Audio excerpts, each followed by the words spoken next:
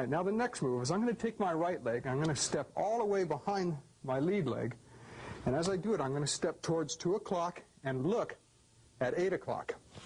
And as I look, I'm going to do a right downward block and chamber my left hand. So from this position, it's going to look like this. Now from that position, I'm going to unwind to 8 o'clock and do a left inward block.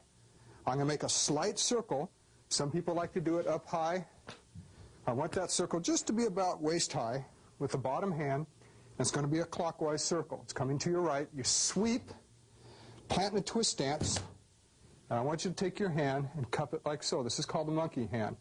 It can be done with a claw. It can be done with a fist. But I want it done with the monkey hand. So from here, you're going to hook it, circle it, and you're going to check and land into a right front twist stance. Now you're going to turn and look at 4 o'clock, take your left leg and step back to 10 o'clock and do a downward block and chamber your right arm. From here, unwind to a right neutral bow facing what? 4 o'clock. From 4 o'clock, we're going to make that circle now with the left hand, and it's going to be what? Counterclockwise. If you do it clockwise on one side, I guarantee you it's going to be the opposite on the other side. It gives you a little hint to how these forms were developed. All right, now from here, counterclockwise, sweep, grab with that monkey hand, and plant. Now from here, we're going to step over with our right leg to that next 45, which is what? 8 o'clock, right? And you notice that this is, like I said, zigzagging X's. Now we're going to zigzag. We're going to go over to this position. All right, now from this position, we're going to take our right leg and step to 8 o'clock.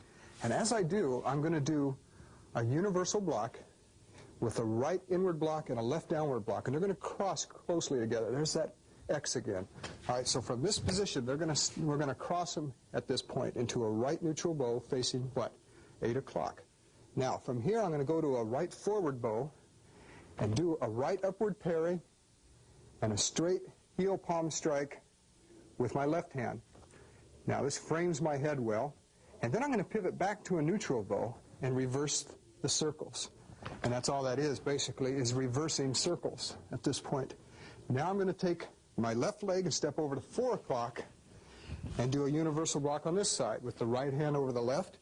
Now I go to the reversing circles, just like I did on the other side. At this point now, I take my left leg and I hop back on that 45, which is what? 2 o'clock. As I drop back to 2 o'clock, I take my hands and I complement the angle of my body with it. This angle follows this angle follows that angle here. This angle here follows my chest, and so forth. So out of this position, I drop back, still facing 8 o'clock. I now drop my left hand, bring my right hand on top of it in a figure 8, and pull. And as I pull out of that figure 8, I'm going to do a right snap kick.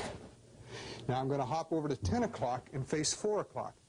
And my hands now, again, they move in the same position, except the right is over the left. I bring that hand down, circle my left in that figure 8, make a pull, and kick. Face 6 o'clock in a horse stance. All right, now let's go back a little ways. So we went from here to this, to the reversing circles. Notice the stance changes and the fluidity in it, and the horse stance.